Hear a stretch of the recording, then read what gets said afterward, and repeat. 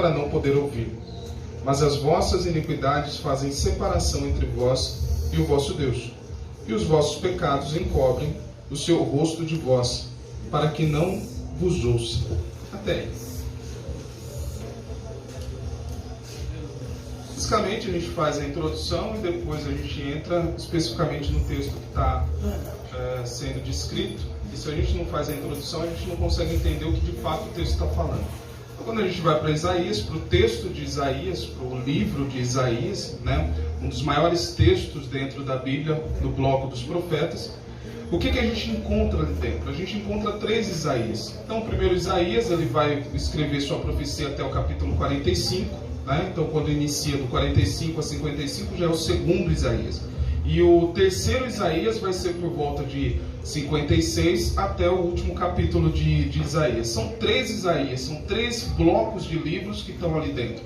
Então, hoje é constatado teologicamente que não é um único Isaías, mas um bloco ali dentro. O primeiro Isaías, ele vai viver por volta do século 8 a.C. e o século 8 a.C., 7 e 8, vai ser perto do momento em que Senaqueribe vai entrar e deportar todo o povo de Israel, ou seja, o reino do norte. Ele vai destraçalhar o reino do norte justamente por causa de que o povo de Israel virou as costas para a lei de Deus. Quando a gente olha a maior parte dos profetas pré-exílicos, eles são profetas que começam a pontuar exatamente a falta de comprometimento do povo de Deus com a lei de Deus.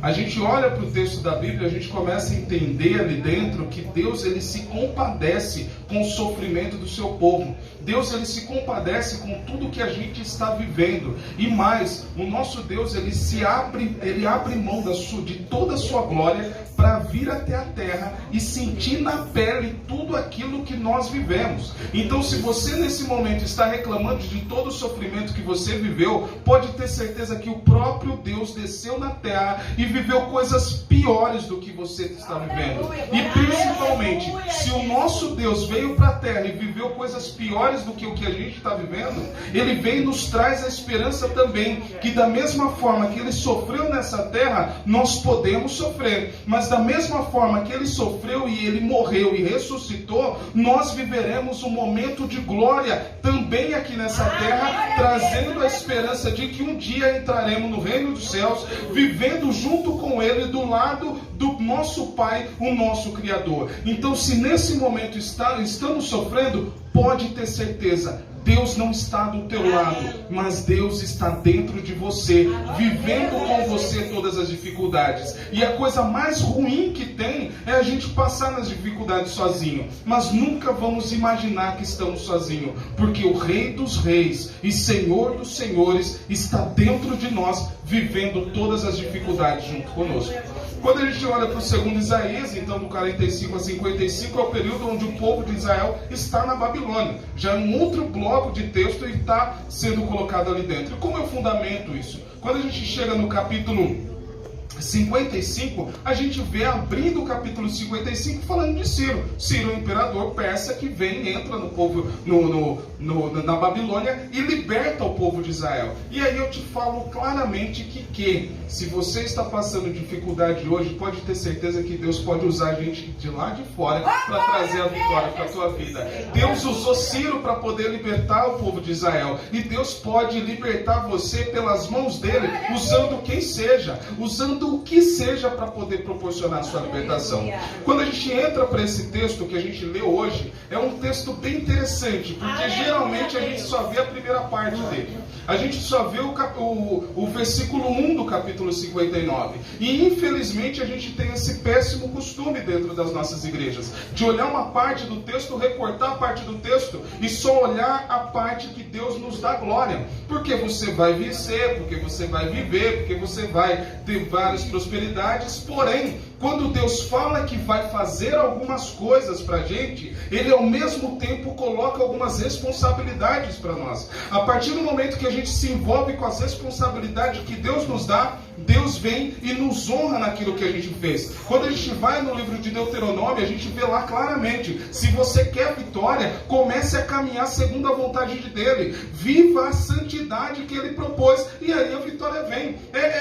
1 mais 1 é 2. faça o que Deus proporcionou e pediu para você fazer, que pode ter certeza que Ele vai fazer a parte dele e te abençoar. A salvação de Deus, as bênçãos de Deus, elas só vêm a partir do momento que a gente faz o que Ele quer que a gente faça.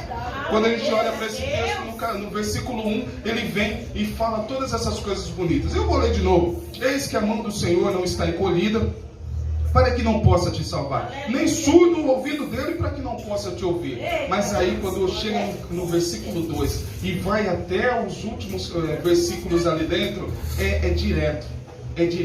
E aí a gente começa a entender o que é que temos que fazer para Deus nos abençoar.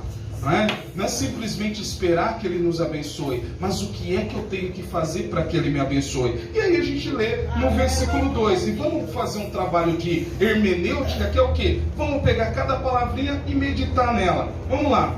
Mas as vossas iniquidades fazem separação entre vós e vosso Deus. E a gente pergunta, o que é iniquidade? Iniquidade é uma palavra contrária ao que é equidade. E o que é equidade? Equidade é a gente conseguir se colocar na situação do outro, conseguir se compadecer com o sofrimento do outro. Equidade é a gente conseguir tratar as pessoas da mesma forma. A partir do momento que a gente para de tratar as pessoas da mesma forma, a gente cria uma separação entre nós e Deus. Da mesma forma que Deus trata todos os seus filhos do mesmo jeito, da mesma forma, abençoando tanto aqueles que são de Deus e os que não são de Deus, porque o sol está lá em cima e Ele ilumina todos. Da mesma forma que Deus trata a todos, da mesma forma, nós devemos nos compadecer com o sofrimento das pessoas. E da mesma forma que Cristo se entregou, nós devemos nos entregar pelo bem do próximo. Aí você vai falar que eu estou fazendo uma heresia. Não, Cristo falou para nós nos amarmos como Ele nos amou. Então nessa igreja, que nessa noite a gente possa viver o amor, se compadecer com o sofrimento do outro, se compadecer com as dificuldades que o outro está passando, poder olhar para o sofrimento do outro e não achar que simplesmente ele está sofrendo, mas ele sofrendo, eu também sofro. E a gente conseguir caminhar junto e fazer com que todos nós não entramos no céu sozinhos, mas em famílias podemos entrar e viver as glórias de Deus. E aí quando a gente vai um pouco mais para frente, está escrito lá, para que não vos encobre o seu rosto de vós, para que não vos ouça. Os ouvidos de Deus estão olhando para nós, e os olhos dele estão olhando para nós, e os seus ouvidos nos ouvindo, a partir do momento que a gente ouve o próximo, a partir do momento que a gente ouve as dificuldades do próximo. Se a gente ouve o próximo, Deus nos ouve. E aí a gente vai para o versículo 1, e no versículo 1 a gente lê de novo. Deus não está com as mãos encolhidas para te abençoar, desde que você esteja disposto a abençoar. Nós somos abençoados para abençoar, nós somos santificados para santificar. O que adianta a gente passar a vida inteira de santidade nessa terra e nunca conseguir que uma pessoa seja santa como exemplo de nós? É como Paulo falou, sejamos exemplo, que ele falou, sede meus imitadores como sou de Cristo, e que as pessoas lá fora possam olhar para a gente e ver em nós um exemplo de poder serem seguidores do Cristo que está em nós. E aí, para eu finalizar, para não ser muito redundante e muito longo, a gente vai para o versículo 16. E vendo que ninguém havia, maravilhou-se de que não houve um intercessor, por isso seu próprio braço lhe trouxe salvação para a própria justiça.